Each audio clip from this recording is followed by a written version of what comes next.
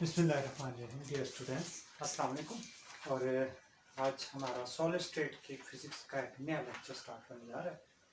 जिससे पहले हम थोड़ा सा अगर मैं आपको जहन में बिठाना चाहूँ तो हमने लास्ट लेक्चर के अंदर ये पढ़ा था कि आपके पास जो वेव्स हैं, इलास्टिक वेव्स क्या होती हैं, उनका बिहेवियर क्या है, उनका लॉन्गिट्यूडनल और शेयर पार्ट क्या है। क्योंकि क्वांटम मैकेनिकल वेव्स की बात कर रहे हैं तो उनके अंदर वेव के मोड्स होंगे। आगे हम इसी लेक्चर की कंटिन्यूटी के अंदर क्वांटाइजेशन ऑफ वेव की भी बात करेंगे, वहाँ पे हम ये चीज़ें थोड़ी सी क्लियर कर लेंगे।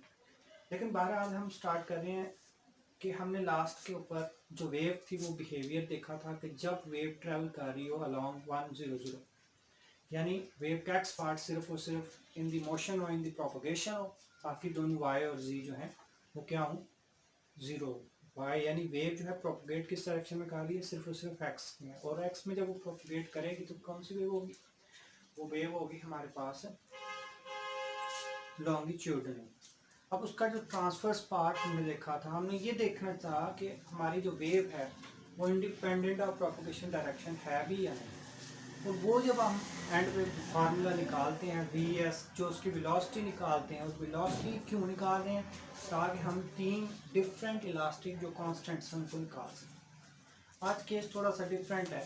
आज के केस के अंदर वेव जो है हमारे पास उसका जो पाथ है वो 10110 है। इसका मतलब है जो वेव है वो कुछ इस तरह से ट्रैवल कर रही है कि वो at the same time x और वाई प्लेन के अंदर है। यानी उसकी जो ट्रैवलिंग है वो एक्स और वाई प्लेन के अंदर होगी। और एक्स और वाई प्लेन के अंदर ट्रैवलिंग होने का मतलब ये होता है कि वेव जो है वो क्यूब फेस के किसी क्यूब के डायगोनल फेस डायगोनल के लॉन्ग मूव कर रही है, यानी किसी डायगोनल के लॉन्ग। ठीक है, तो अब अगर वो डायगोनल के लॉन्ग कर रही है तो उसकी जो प्रोपोगेशन है वो सम होगी along x propagation along y propagation. अब इसमें वेव के अंदर फिर से दो पार्ट्स हैं। क्या मतलब, अभी वो किस तरफ प्रोपोगेट कर रही है, एक्स वाई प्लेन के अंदर। और जब एक्स वाई प्लेन के अंदर प्रोपोगेट कर रही है, लेकिन उसका जो डिस्प्लेसमेंट है जो कि हमारे पास यहाँ से हमें पता चल रहा है, ये एम्पलीट्यूड है, ये डिस्प्लेसमेंट, तो ये कंपोनेंट वेक्टर अलॉन्ग जी होता है। तो ये जो डिस्प्लेसमेंट है ये हमें बता रहा है वेव जो है वो मूव कर रही है। वेव के अंदर के जो पार्टिकल्स हैं, पार्टिकल मोशन है वो हमारे पास किस डायरेक्शन में है, जी डायरेक्शन में। और ये दो चीज़ें हमें बता रही हैं कि जो वेव है वो हमारे पास इन एक्स वाई प्लेन प्रोपोगेट कर रही है। ओके, अब आपने किया क्या, वेव इक्वेशन हमने लास्ट लेक्चर के अंदर तीन वेव इक्वेशन लिखी थी, जिसमें double derivative of u, double derivative of v, double derivative of omega T के लिहाज से वेव हमने इक्वेशन लिखी थी। उसी वेव इक्वेशन को हम यहाँ पे पुट कर रहे हैं। जब हम यहाँ पे वैल्यूज पुट करेंगे ये वाली, और दूसरी साइड के ऊपर हमारे पास ये वैल्यू बनेगी, ये जो हमने सारी की सारी वैल्यू लिखी है, ये जो हमारे पास दूसरी साइड के ऊपर हम लिखेंगे। अब यहाँ पे देखो जी के लिहाज से तो प्रोपोगेशन जो है, क्योंकि ये आपके पास spatial derivative, spatial double derivative है, तो जब स्पेशियल डबल डेरिवेटिव है इसका मतलब है कि ये हमारे पास किसी एक पर्टिकुलर डायरेक्शन को के लॉन्ग ही अप्लाई हो सकता है। जब ये पर्टिकुलर डेरिवेटिव अप्लाई होगा, जी के लॉन्ग नहीं हो रहा क्योंकि जी के लॉन्ग प्रोपोगेशन नहीं है, तो इसका मतलब है ये वाई और एक्स के लॉन्ग होगा। तो इसका मतलब ये हुआ कि ये टर्म्स भी हमारे पास खत्म हो जाएंगे और ये टर्म भी। ठीक है, अब आपके पास ये जो टर्म है तब यूजफुल है ये दोनों टर्म्स जब पार्टिकल का डिस्प्लेसमेंट एक्स वाई प्लेन के अंदर ही हो और उसकी जो प्रोपोगेशन है वो भी एक्स वाई प्लेन के अंदर हो। अब आपने इसको सॉल्व किया, जब ये वाली वैल्यू यहाँ पे पुट की, तो आपको लास्ट लेक्चर में ये बताया था कि कैसे डेरिवेटिव्स लेने हैं इसके। तो ये हमारे पास minus rho omega square omega आ जाएगा। और यहाँ पे अगर हम बात करते हैं तो ये बन जाएगा C44 के एक्स स्क्वायर प्लस के वाई स्क्वायर। ये कहाँ से आया, ये यहाँ पे हमने जब वेव यहाँ ये वाला जब डेरिवेटिव लिया तो इसके साथ दोनों के साथ माइनस था, वो माइनस हमारे पास आ जाएगा इस जगह के ऊपर। जब इस जगह माइनस आएगा वो माइनस माइनस से कट जाएगा। ठीक है, मैंने दोबारा लगा दिया तो ठीक है, माइनस माइनस के साथ जब कटेगा तो आपके पास क्या बनेगा, रो ओमेगा स्क्वायर। और ये ओमेगा हमारे पास कौन सा है, ये वाला जो आपके पास ये टर्म जो है वापस आ जाएगी ना, ये टर्म दोबारा से आपके पास लिखी जाएगी, एज इट इज लिखी जाएगी, तो ये हमारे पास उसकी जगह हमने ये ओमेगा लिखी है। इसी तरह दूसरी साइड के ऊपर भी हमारे पास ओमेगा जो है उसको हमने लिख लिया, तो आपके पास क्या होगा कि इसमें वेव इक्वेशन जो बनेगी वो क्या बनेगी, omega over k v s is equal to C44 rho, यानी elasticity divided by density of medium. अब आपके पास ये जो ये टर्म है ये हमें बता रही है कि आपके पास के इन्वॉल्व नहीं है, तो इसका मतलब है के अगर इन्वॉल्व नहीं है वेलोसिटी के साथ यहाँ पे इस फार्मूले के अंदर, तो इसका मतलब है कि जो वेलोसिटी है वो फिर भी दो ही फैक्टर्स के ऊपर डिपेंड कर रही है। तो पहला फैक्टर हमारे पास C44 है, जिसका मतलब ये इलास्टिसिटी, और दूसरा density of medium. Okay, next अब आते हैं हमारे पास कि डिस्प्लेसमेंट और जो प्रोपगेशन है वो दोनों ही सेम डायरेक्शन में आती है। जब डिस्प्लेसमेंट और प्रोपगेशन सेम डायरेक्शन में आएगी तो आपके पास आप कह सकते हो कि मेरे पास ये along displacement along x axis है, ये डिस्प्लेसमेंट अलोंग वाई एक्सिस है, और एक्स एक्सिस और वाई एक्सिस के जो वेव वेक्टर्स थे तो हम लास्ट टाइम लिख चुके हैं, उनके अंदर जब इन वैल्यूज को हम इस u वाली वैल्यू को इसमें पुट करेंगे, v वाली वैल्यू को हम यहाँ पे इसमें पुट करेंगे, तो आंसर क्या आ रहा है, आंसर हमारे पास u वाली के लिए क्या आ रहा है कि जब आपने इसका डेरिवेटिव लिया तो यहाँ पे इस तरफ t के लिहाज से डेरिवेटिव आया तो ये बन गया माइनस ओमेगा स्क्वायर रो u, ये डिस्प्लेसमेंट वेक्टर है या डिस्प्लेसमेंट कंपोनेंट है, और C11 ये यहाँ से, और ये u जो है ये सिर्फ x के लॉन्ग अप्लाई होगा, डबल अप्लाई होगा तो इसका मतलब है कि हमारे पास माइनस आ जाएगा, इधर k y के लॉन्ग, ठीक है। अब ये जो हमारे पास टर्म है ये क्या हो जाएगी, ये टर्म हमारे पास हो जाएगी 0।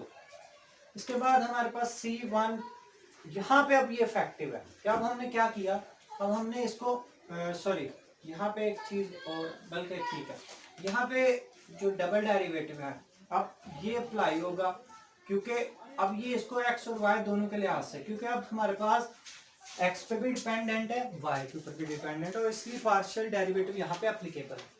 जब अप्लाई करोगे तो आपके पास जो फाइनल रिलेशन बनेगा, यहाँ पे माइनस हटा दो, इस साइड से भी माइनस यहीं पे हटा दो, बल्कि यहाँ पे ना हटाओ, जब माइनस लगा रहने दीजिए, ठीक है। अब यहाँ पे यही टर्म विदाउट माइनस लिखोगे आप। इसी तरह से अगर आप v की बात करते हो तो v की बात करोगे तो आपके पास वही सारा प्रोसेस, और जब प्रोसेस करोगे तो यहाँ पे पहले क्योंकि अब v के लिहाज से v y का है, y हमारे पास डायरेक्शन में, तो हमारे पास y डायरेक्शन में होने का मतलब ये है कि v जो है वो कंपोनेंट है y डायरेक्शन, ठीक है।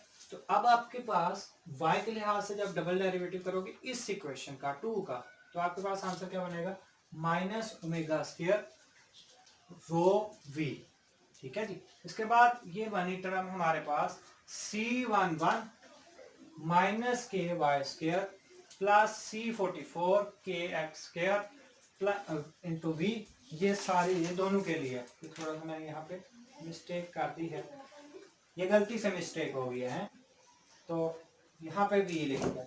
अब आपके पास ये जो टर्म है ये उसी लिहाज से कि आप क्योंकि जो टर्म है वो देखो हमारे पास u है, तो इसका मतलब है कि चेंज जो आएगा वो हमारे पास u में आएगा, ठीक है, क्योंकि k और हमने x वहां से लिखा है। अब अगली जो कंडीशन है इसको पूरे पेयर को सॉल्व करने के लिए, पेयर कौन कौन सा है, इक्वेशन नंबर 3 और 4, तो इस पेयर को सॉल्व करने के लिए हम क्या करते हैं, हम ये कंडीशन अप्लाई करते हैं कि अगर हमारे पास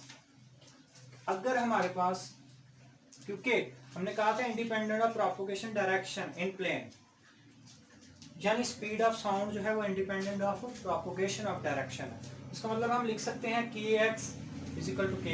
जब ऐसा लिखेंगे और यहाँ पे मैग्नीट्यूड की फॉर्म में पुट करेंगे तो आपके पास आंसर क्या आ जाएगा, k स्क्वायर।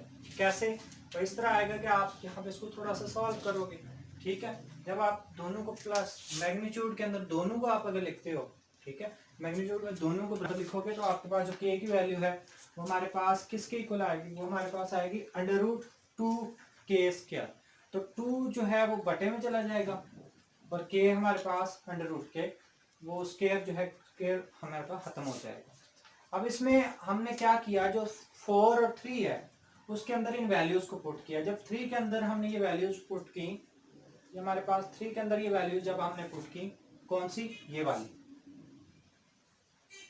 ये 3 के अंदर हमने वैल्यू पुट की तो हमारे पास वो आंसर उसने दिया हमें 5। और 5 क्या है हमारे पास, minus omega square mu u is equal to 1/2 C11 plus C44 k square u plus 1/2 C12 plus C44 k square v। और इसी तरह से चौथी इक्वेशन जो बनी है, जब उसके अंदर ये वैल्यूज हमने पुट की, ये वाली, ये वैल्यूज हम यहाँ पे पुट करेंगे तो आंसर आएगा minus omega square rho v square sorry rho v is equal to 1/2 C11 plus 44 C44 k square v plus 1/2 C12 plus C44 k square v। अब मेरा ख्याल है कि हमने थोड़ी सी यहाँ पे एक मिस्टेक कर दी है, क्योंकि वो v एक जगह ऐसे लिख दिया गया। तो अब आपने क्या करना है, इसमें जो मैं आपको चीज़ बताना चाह रहा हूँ वो ये है कि ये जो टर्म है 1/2 C1, इसके अंदर यहाँ पे v ही है, लेकिन ये फिर इसका मतलब है कि यहाँ पे ये u लिखा जाएगा। अगला स्टेप, अब अगला स्टेप बड़ा इंपॉर्टेंट है, उसको देखने से पहले आप अभी इस स्टेप को देख लीजिए।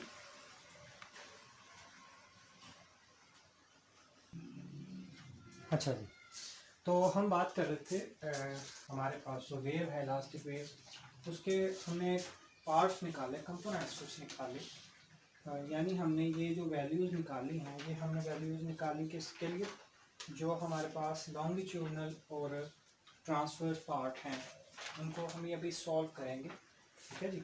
अब ये जो वैल्यूज़ हमारे पास आई हैं, ये वैल्यूज़ जो हैं ये किस तरह से इनको हम सॉल्व करेंगे। हम ट्रांसवर्स पार्ट जो है और लॉन्गिट्यूडनल पार्ट जो है वेव का, वो स्प्लिट करना चाह रहे हैं, स्प्लिट करना चाह रहे हैं। अब ये जो पार्ट्स हमने लगाए हैं, इसके अंदर देखें u भी है और v भी है, और आपके पास दूसरी क्वेश्चन के अंदर यहाँ पे v के साथ हमने सारों के साथ तकरीबन v लगा दिया हुआ है।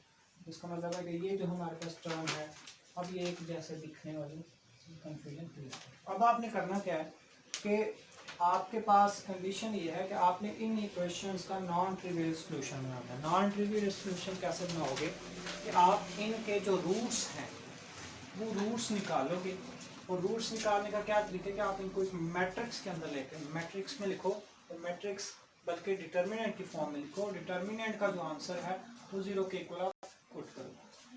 ये u हमारे पास कंपोनेंट्स हैं, ये v कंपोनेंट है। जब इनको आपने क्रॉस मल्टीप्लाई करके सॉल्व किया तो जो आपके पास रूट्स आए हैं वो हमारे पास बने हैं omega square p rho is equal to 1/2 C11 plus C12 plus 2C44, और दूसरी तरफ जो है हमारे पास omega square rho is equal to 1/2 C11 minus C12 है। इसका ये मतलब बना कि आपकी एक वेव जो एक हिस्सा है ये अपर रूट है, एक रूट हमारे पास वो लॉन्गिट्यूडनल है, दूसरा रूट हमारे पास ट्रांसवर्स है।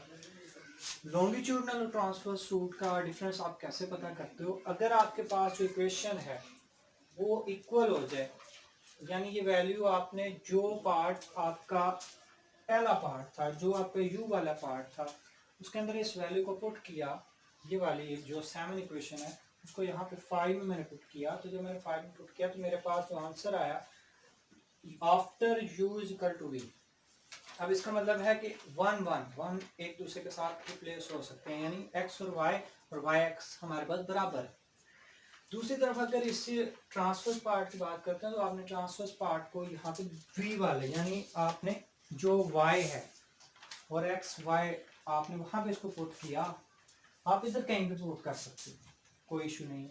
लेकिन कन्वीनियंट ये है क्योंकि हम बात कर रहे हैं ट्रांसवर्स पार्ट, हम कह रहे हैं, तो आप दूसरी में चेक कर लें। जब चेक करेंगे तो आप इसको सॉल्व करोगे तो जो आपका आंसर आएगा वो बनेगा u is equal to minus v, जिसका मतलब ये है कि आपके पास इस तरह से सॉल्व करने से जो आपका डायरेक्शन है वो कन्वर्ट हो जाएगी 1 0। इसका मतलब ये इक्वलिटी नहीं है, और ये परपेंडिकुलर टू k हो जाएगा, ऐसे ही है, परपेंडिकुलर टू k हो जाएगा।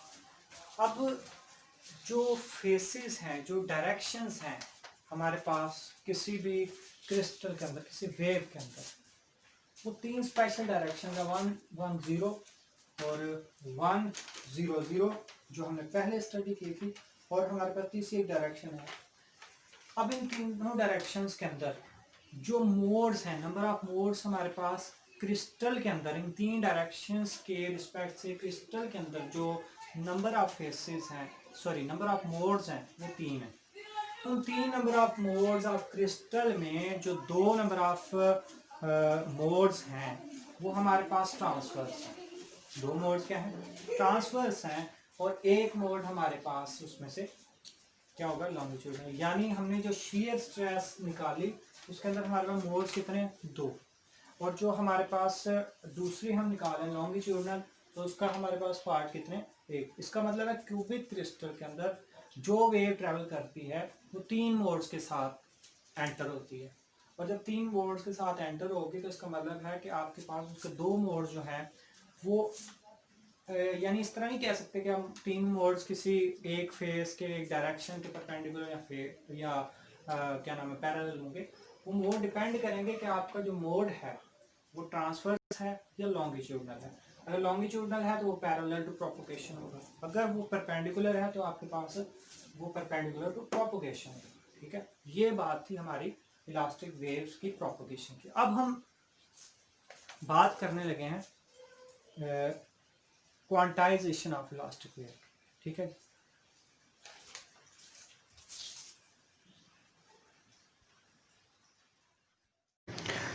अच्छा जी डियर स्टूडेंट्स, हम अभी बात कर रहे थे थोड़ी देर पहले कि हमारे पास जो इलास्टिक वेव्स हैं उनकी प्रोपगेशन कैसे हो रही है। तो अब हम अगली तरफ आते हैं कि हमारे पास जो क्वांटाइजेशन है इलेक्ट्रिक या इलास्टिक वेव्स की, इलेक्ट्रिक सॉरी कह रहा हूँ मैं, इलास्टिक वेव्स की जो प्रोपगेशन है उसकी एक प्रॉपर्टी है कि वो क्वांटाइज्ड होती है। अब क्वांटाइज का मतलब समझाने के लिए मैं आपको सिंपल एक एग्जांपल देता हूँ कि आपका जो भी चार्ज है वो integral multiple of electron charge consider किया जाता है। इसका मतलब है कि जो भी नया चार्ज होगा वो एक फार्मूले को फॉलो करेगा, जिस फार्मूले को आप कहते हो Q is equal to NE, यानी आपके पास total charge, number of electron and charge on each electron. और ये नंबर ऑफ इलेक्ट्रॉन 1 2 3 1/1.5 नहीं आ रहे। ठीक है, ये इंट्रिंसिक उसका बिहेवियर है। दूसरी बात कि आपके पास लेटस, अब बात करें हम इलास्टिक वेव्स की, तो इलास्टिक वेव्स की क्वांटाइजेशन से क्या मुराद है?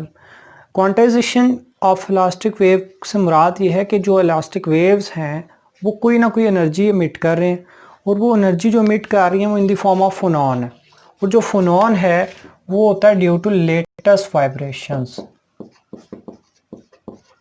ठीक है, जब फोनॉन लेटेस्ट वाइब्रेशंस की वजह से प्रोड्यूस होगा, कैसे कि अगर हम किसी क्रिस्टल को थर्मली एक्साइट करते हैं, जब थर्मली हम किसी क्रिस्टल को एक्साइट करेंगे तो वो थर्मल एनर्जी ट्रांसफ़र होगी क्रिस्टल के अंदर और एटॉमिक वाइब्रेशंस का सबब बनेगी। जब वो लेटेस्ट वाइब्रेशंस या एटॉमिक वाइब्रेशंस वहाँ पे होंगी, उनकी वजह से जब क्रिस्टल अपनी जगह से डिस्प्लेस होगा तो वो कोई ना कोई एनर्जी इमिट करेगा। जैसे कि आपके पास अगर इलेक्ट्रॉन की इंटरनल बिहेवियर आप देखते हो, उसमें क्या होता था कि आपके पास जो इलेक्ट्रॉन है वो किसी प्रोसेस के थ्रू अपग्रेड हुआ, उसी प्रोसेस के थ्रू जब वो यानी स्पॉन्टेनियस अब्जॉर्प्शन और एमिशन के दौरान इलेक्ट्रॉन में से जो रेडिएशन निकलती हैं, जो इलेक्ट्रोमैग्नेटिक रेडिएशन निकलती हैं, जो एनर्जी निकलती है, उस एनर्जी को आप फोटोन का नाम देते हो, क्वांटा ऑफ एनर्जी, यानी एक पूरा एनर्जी का एक पैकेट निकलता है। और वो एनर्जी का जो पैकेट वहाँ पे निकलता था, फोटोन का एनर्जी पैकेट ऑफ फोटोन। ठीक है, तो इसका मतलब है ये फार्मूला आपके पास होता था एच म्यू, या इसको मैं ये यहाँ पे थोड़ा सा प्रॉब्लम क्रिएट कर सकता है। ठीक है, एच म्यू जो है, अब देखें जो एच है, अब चूंकि इलेक्ट्रॉन की फोटोन जो है वो कहाँ से इमिट हुआ है? इलेक्ट्रॉन के बिहेवियर की वजह से। और जो इलेक्ट्रॉन हमारे पास है या न्यूक्लियस है वो एक सर्कुलर शेप के अंदर है, तो उसको सर्कुलर फॉर्म के अंदर लेके जाने के लिए हम मल्टीप्लाई करते हैं 2π से और डिवाइड भी कर लेते हैं, और ये बन जाएगा HV। ठीक है, अब आपके पास जब ये बटे में आएगा तो ये क्या बन जाएगा? H कट और मल्टीप्लाई 2π डेंसिटी, तो ये क्या बन जाएगा? H cut mega. यानी हमारे पास ये वो एनर्जी पैकेट है, ये क्वांटा ऑफ एनर्जी है जिसको आप फोटोन का नाम देते हो।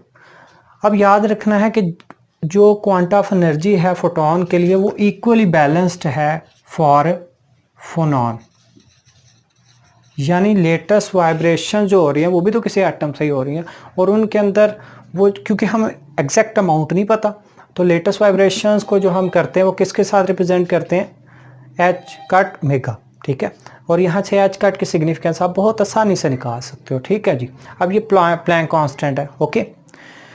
तो फोनॉन जो है वो भी एनर्जी, हमारे पास एनर्जी पैकेट है किसका, energy packet of latest vibrations, और अगर vibrations energy packet of latest vibration, और जो हमारे पास एटॉमिक वाइब्रेशन है, जो इलेक्ट्रॉनिक वाइब्रेशन है, जो इलेक्ट्रॉनिक मोशन है, उसके रिस्पांस के अंदर जो एनर्जी पैकेट हमारे पास एमिट होता है उसको हम कहते हैं फोटोन। अब आपके पास अगर n नंबर ऑफ जो एनर्जी है, वो मैं बताता हूँ कि इन फैक्टर्स पे डिपेंड कर रही है, वो फैक्टर के ऊपर फोनॉन के लिए बात अब कर रहा हूँ, फोनॉन की तरफ आ जाए कि एनर्जी जो है वो डिपेंड कर रही है हमारे पास टोटली ऑन टेम्परेचर, यानी एनर्जी हमारे पास टेम्परेचर के ऊपर। क्या मतलब कि यहाँ पे नंबर ऑफ मोड 1 है, यानी एक वाइब्रेशन हुई है। जैसे ही मैं एनर्जी टेम्परेचर बढ़ाता हूँ तो जो टेम्परेचर बढ़ाने की वजह से क्या होगा कि मेरे पास जो एनर्जी है वो बढ़ के क्या हो जाएगी, n h cut omega n bar. अब ये जो एन बार है ये रिप्रेजेंट कर रहा है नंबर ऑफ मोड्स को, और इसको हम, इसका जो फार्मूला है वो बनता है 1 by exponential h cut omega over k b t minus 1, ठीक है जी। तो अब आपके पास जो बिहेवियर है, एनर्जी है, वो बिल्कुल फोटोन और फोनॉन का एक बिहेवियर सेम आ रहा है। डिफर क्या कर रहा है, डिफर भी कोई चीज़ इतनी, दोनों दोनों हमारे पास रेडिएशंस ही हैं, दोनों हमारे पास एनर्जी पैकेट्स हैं, ठीक है।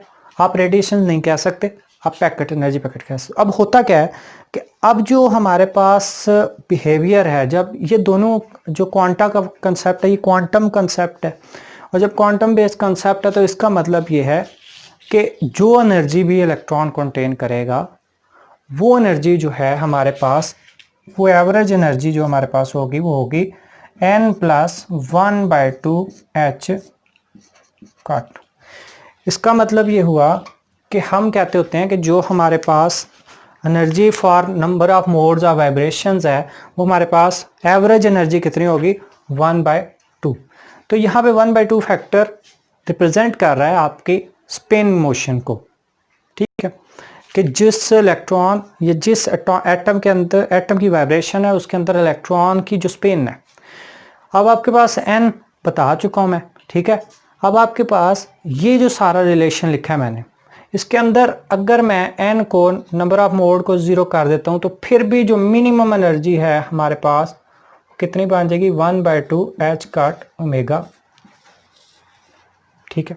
अब ये जो लेक्चर है इसके ऊपर एक पूरा लेक्चर आपको क्वांटम मैकेनिक्स का मैं दूंगा कि ये एनर्जी, मिनिमम जो एनर्जी है 0 पॉइंट एनर्जी है, यानी ये वो एनर्जी है जो हार्मोनिक ऑसिलेटर 0 मोड, यानी बिल्कुल स्टार्ट के ऊपर जो इसकी मिनिमम एनर्जी है, और ये डिफर करती है किससे, क्लासिकल एनर्जी से। तो ये 1/2 हमारे पास मैंने बता दिया किस वजह से, स्पिन की वजह से, ठीक है जी।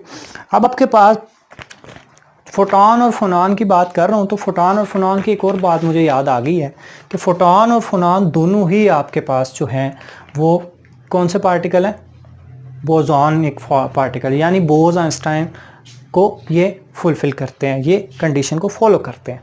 और दूसरी तरफ जो फोटॉन है, जो फोनॉन है, दोनों लेटेस्ट, एक लेटेस्ट एनर्जी लेटेस्ट वाइब्रेशन की वजह से प्रोडक्शन है, दूसरी एक्साइटेशन डी एक्साइटेशन की वजह से, ठीक है। ये in the form of sound energy आ रही है, ये in the form of photon latest energy, sorry light आ रही है।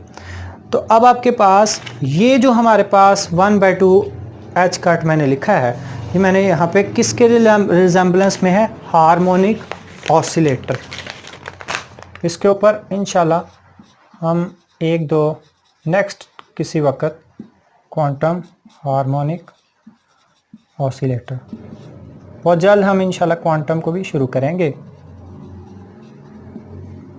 क्योंकि मुझे नहीं आती, सीधी बात है।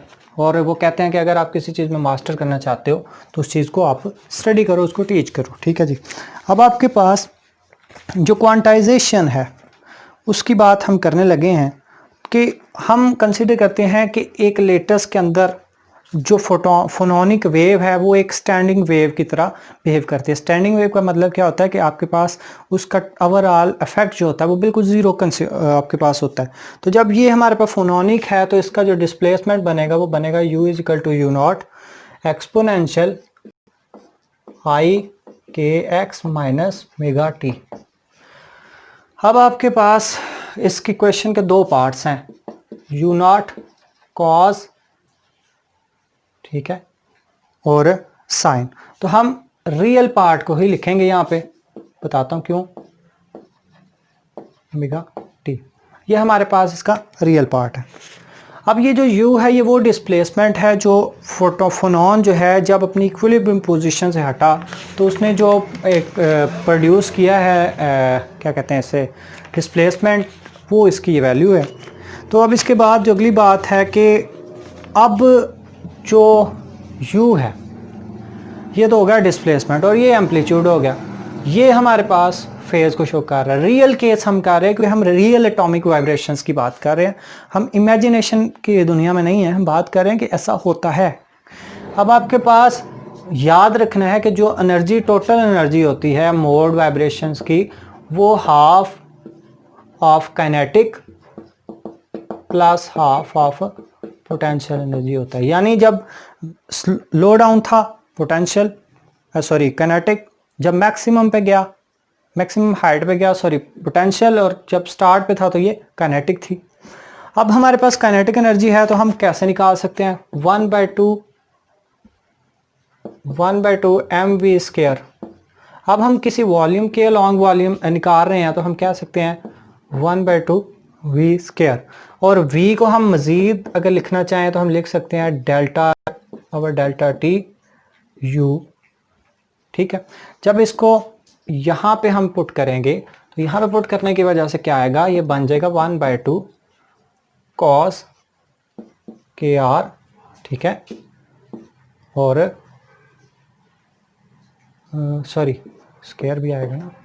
तो आपके पास u की वैल्यू मैं यहाँ पे सारी लगा रहा हूँ, जब u की सारी वैल्यू लगाएंगे u नॉट cos के आर और d/dt cos ओमेगा टी, ठीक है। ये सारे का सारा स्केयर करेंगे, जब स्केयर इसको करेंगे तो आपके पास फार्मूला क्या बनेगा, बनेगा 1/2 यू नॉट कॉस स्केयर के आर, ठीक है, और साइन ओमेगा स्केयर टी। कौन सी टर्म हमारे पास नहीं लिखी हमने, मेगा स्केयर नहीं लिखी थी।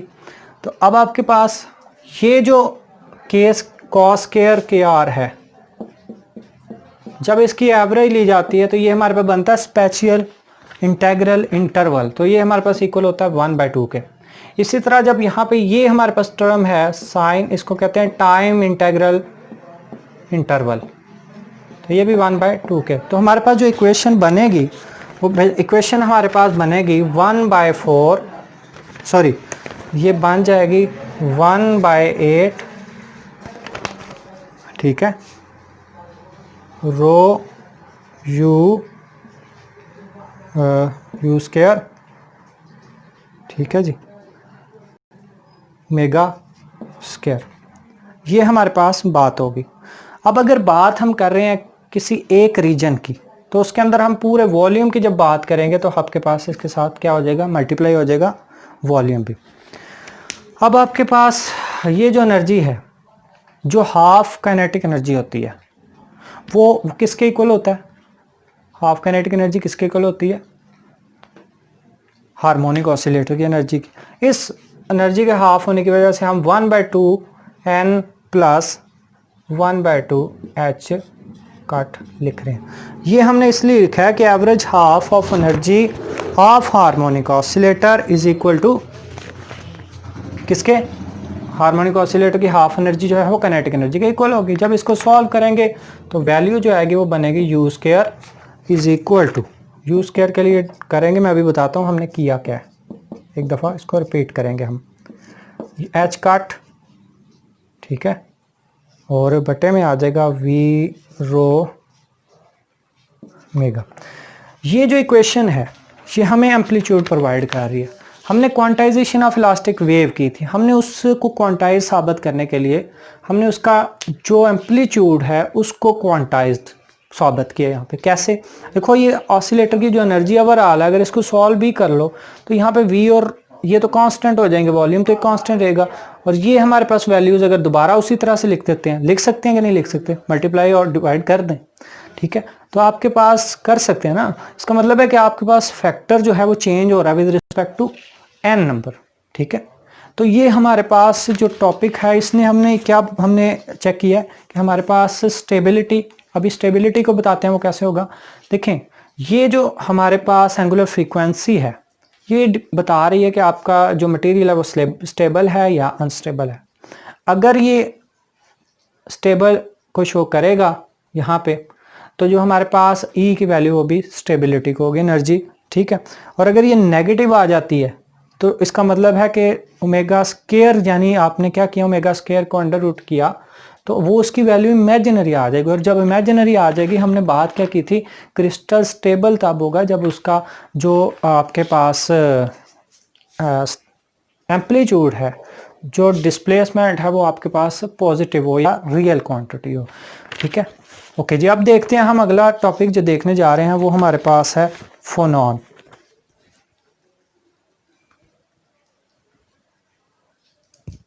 अच्छा जी, हम बात कर रहे हैं कि फोनॉन मोमेंटम। फोनॉन क्या है, फोनॉन हमारे पास लेटेस्ट एनर्जी, लेटेस्ट वाइब्रेशन की वजह से जो एनर्जी प्रोड्यूस हुई है, तो कहा जाता है कि जो फोनॉन है उसका जो मोमेंटम है वो ज़ीरो होता है।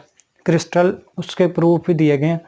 जिसका जो सबसे आसान रीज़न मुझे पता चला है या मैंने जो पढ़ा है वो ये है कि जो फोनॉन है उसकी जो कोऑर्डिनेशन है, उसके कोऑर्डिनेट्स का किसी एटम के कोऑर्डिनेट्स के साथ, यानी रिलेटिव कोऑर्डिनेट्स जो है फोनॉन के हैं, फोनॉन के relative coordinates with the coordinate of atom क्या करता है कि नॉर्मल मोड्स के दौरान जब एक एटम एक साइड के अंदर मोमेंटम जनरेट करता है तो उसके अपोजिट में एक एटम लेटस या एटम दूसरी डायरेक्शन में जब मोमेंटम जनरेट करता है तो आपके पास वो जो मोमेंटम जनरेशन है वो हमारे पास क्या हो जाती है, कैंसिल आउट हो जाती है दो डिफरेंट डायरेक्शंस की वजह से, ठीक है। अब आपके पास फोनॉन जो है, लेकिन फिजिकली फोनॉन को किसी एक मोड के ऊपर यानी k=0 मोड के ऊपर इसको मोमेंटम पाया गया। इसका मतलब है कि ये जो भी इंटरेक्शन कर रहा है, देखिए k=0 के ऊपर कोई दूसरा इसका रिलेटिव कोऑर्डिनेट नहीं है एटम के साथ,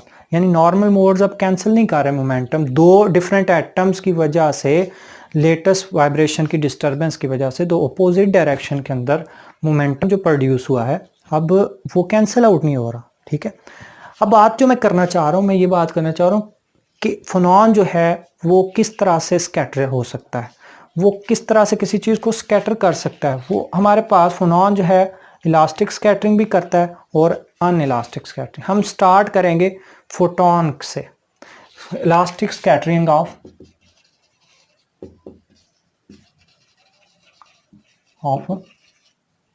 फोटोन।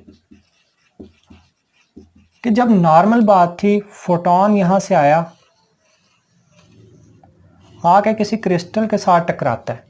जब वो किसी क्रिस्टल के साथ टकराता है तो होगा क्या, क्रिस्टल के साथ टकराने की वजह से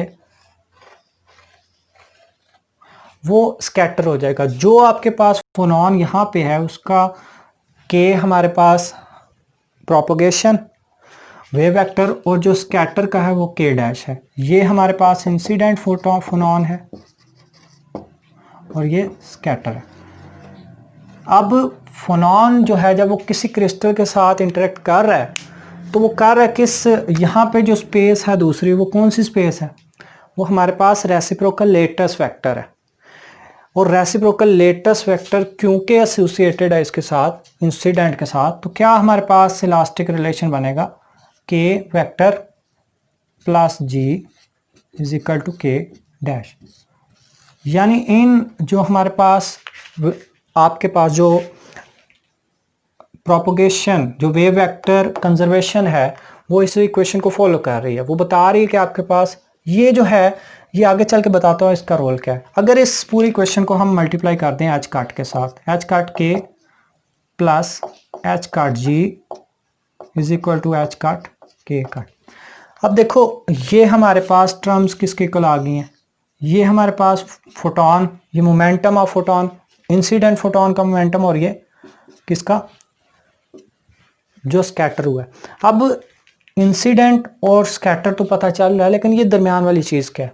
देखो जब फोटोन टकरा के को एनर्जी लूज करेगा तो सॉरी, फोटोन जब टकरा के स्कैटर होगा तो क्या होगा कि वो यहाँ पे रुक सकता है, लेकिन उस फोटोन को जो रिकॉइल करवाता है, जो मोमेंटम रिकॉइल कराता है, वो मोमेंटम हमारे पास कौन है, रेसिप्रोकल लेटस मोमेंटम। ठीक है, और इसी तरह से अगर आपको एनर्जी निकालने का कहा जाए, वो भी आप बड़ी आसानी से यहाँ से एनर्जी निकाल सकते हैं। ठीक है जी। अब आपके पास आ गई दूसरी बात कि कंजर्वेशन ऑफ एनर्जी कैसे निकालेंगे। वो हमारे पास सिंपल होगी, एनर्जी के दौरान हमें इस की ज़रूरत नहीं होगी, ये हमारे पास सिर्फ मोमेंटम रिकॉइलिंग के लिए इस्तेमाल हो रहा है। तो जो हमारे पास इंसिडेंट एनर्जी है और जो फोटोन की स्कैटर्ड की एनर्जी है, वो हमारे पास किसके इक्वल होगी, photon is equal to h phi h cut. ये हमारे पास उसकी रिकॉइलिंग एनर्जी होगी, यानी हमारे पास एनर्जी क्या होगी, कंजर्व्ड होगी। अब आते हैं इन इलास्टिक स्कैटरिंग के, जो हमारे पास यहाँ पे असल काम हम करना चाह रहे हैं, in elastic scattering. In elastic scattering का मतलब ये है कि ये फोटोन इसी तरह से आ रहा है। जब ये फोटोन इसी तरह से आ रहा है तो अब इसने क्या किया कि यहाँ पे जब क्रिस्टल से टकराया, तो क्रिस्टल से टकराने के बाद क्रिस्टल की कोई लेटेस्ट एनर्जी प्रोड्यूस हुई, तो और वो जो लेटेस्ट एनर्जी प्रोड्यूस हुई वो हमारे पास जो एमिट हुई है, उस लेटेस्ट एनर्जी का जो वेव वेक्टर है वो कैपिटल के है। अब आप इसका मतलब ये है कि आपके पास जो स्कैटर्ड है वो अकेला नहीं है, यानी अब आपके पास जो इक्वेशन बनेगी, जो स्कैटरिंग हो रही है, उस स्कैटरिंग के साथ एक फोनॉन भी प्रोड्यूस हुआ है। वो फोनॉन जो है अब वो एनर्जी के अंदर डिस्टर्बेंस प्रोड्यूस करेगा, वेव वेक्टर की कंजर्वेशन को डिस्ट्रॉय करेगा। ठीक है, अब वो हम लिख सकते हैं k plus g vector is equal to capital k vector plus capital small k dash. K dash क्या बता रहा है, स्कैटरिंग को, और ये दूसरा बता रहा है वो क्या। अब आपके पास ये फोटोन के दो सीन है, वो दो काम कर सकता है। वो यहाँ पे क्रिएट भी हो सकता है, वो यहाँ पे अब्सॉर्ब भी हो सकता है यहाँ पे फोटोन इधर ही आ रहा हो, तो जब इधर आ रहा होगा वो भी आगे हम इक्वेशन लिखते हैं। अभी फोटोन सपोज कर लें कि इसी डायरेक्शन में हमने क्रिएट किया, जब क्रिएट किया है तो हमारे पास ये उसकी इनइलास्टिक स्कैटरिंग है। और जब आपके पास इसके साथ h k vector plus h g vector is equal to h k plus h का के कट है, तो ये हमारे पास एनर्जी है। ये हमारे पास जो रिकॉइलिंग एनर्जी थी, मोमेंटम था रिकॉइलिंग, ये उस एनर्जी को, मोमेंटम था ये उसकी कंजर्वेशन को प्रिजर्व किए हुए था। लेकिन जब हमारे पास ये आया तो ये इसने उस एनर्जी के अंदर कोई ना कोई उस मोमेंटम के अंदर वैल्यू को चेंज किया। तो इसका मतलब है कि हमारे पास जो एनर्जी है या जो हमारे पास फोटोन है, उसने अब एक फोनॉन को भी प्रोड्यूस करवाया। तो जब हमारे पास फोनॉन क्रिएट होता है तो आपके पास ये इक्वेशन होती है, और अगर प्रोड्यूस होगा तो फिर क्या डायरेक्शन होगी इसकी, ये इसका मतलब है कि के वेक्टर दोबारा से अकेला रह जाएगा और आपके पास इक्वेशन क्या बनेगी, के vector plus capital k vector जो कि फोनॉन का है प्लस जी। ठीक है, अब ये जी, ये जो आ रहा है ये हमें यही तो बात बता रहा है कि जो फोनॉन है वो आपके पास अब अब्जॉर्ब हुआ है। अब जो स्कैटर्ड है, अब देखो ये बड़ी ज़्यादा डिस्टर्बेंस है, डिफ्रेंशिएशन है यहाँ पे। अगर ये इक्वेशन इस तरह से डिस्टर्ब है तो डेफिनेटली फिर क्रिएटेड के भी लिहाज में इसके रेसिप्रोकल में डिस्टर्ब होगी। अब आपके पास बात आती है हमारे पास कि इन इलास्टिक स्कैटरिंग जो है, इन इलास्टिक स्कैटरिंग के अंदर मैं बहुत लंबी चौड़ी जो डिस्कशन है वो नहीं कर रहा, वो सिंपल मैं एक इक्वेशन यहाँ पे लिख रहा हूँ। जो मैं क्या कर रहा हूँ, मेरे पास ये जो एनर्जी है, ये वो एनर्जी है कि जो फोटोन क्रिस्टल के दौरान, जो फोटोन और क्रिस्टल के दौरान आपने टकराने की वजह से प्रोड्यूस हुई है, जिसे आप फोनोनिक एनर्जी कह रहे हो। इसका मतलब है कि अगर आपके पास एनर्जी जो है उसको आप इंसिडेंट आप लिख लेते हो, इंसिडेंट एनर्जी को H कट स्क्वायर K/2mn। ये हमने इक्वेशन कहाँ से ड्राइव की है, ये हमने इन इलास्टिक, ये हम नया टॉपिक स्टार्ट हो गया इन इलास्टिक। अब ये टॉपिक जो हमने डिस्पर्शन रिलेशन है, और डिस्पर्शन रिलेशन के अंदर न्यूट्रॉन के साथ बम्बार्डमेंट करके जो आपके पास फोनॉन प्रोड्यूस होता है या क्रिएट होता है या अब्जॉर्ब हो रहा होता है स्कैटरिंग के लिए, फोनॉन जो है स्कैटर हो रहा है, ठीक है, स्कैटरिंग ऑफ फोनॉन, ठीक है, न्यूट्रॉन के साथ टकराने के बाद। तो अब आपके पास जो एनर्जी उस स्कैटरिंग की है वो ये हमारे पास ये है फोटोन की।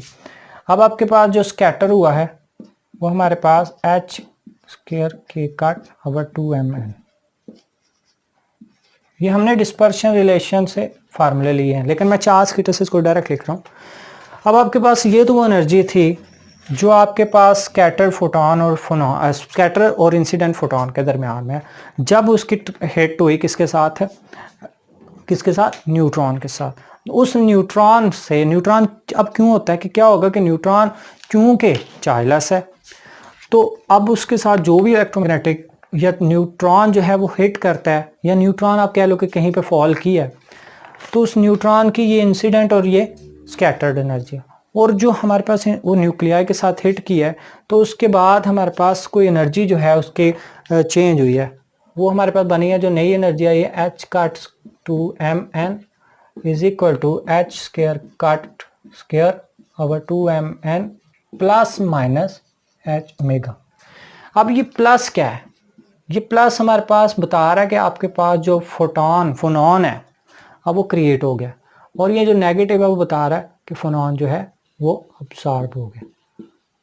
इसका मतलब ये हुआ कि आपकी जो सारी की सारी डिस्कशन है आज की, वो इस बात पे बेस कर रही है कि जो फोनॉन है वो प्रोड्यूस कैसे होता है, ठीक है, उसका इलास्टिक स्कैटरिंग को इन इलास्टिक करने में रोल क्या है, और उसके बाद मोमेंटम और जो न्यूट्रॉन है, डिस्पर्शन रिलेशन हम इंशाल्लाह नेक्स्ट या किसी भी क्लास के अंदर, जैसे क्वांटम की बात करूं उसी तरह करेंगे। तो ये सारा कुछ आज का हमारा लेक्चर था। नेक्स्ट लेक्चर इंशाल्लाह हम वेरी सून उसको डिलीवर करेंगे होपफुली।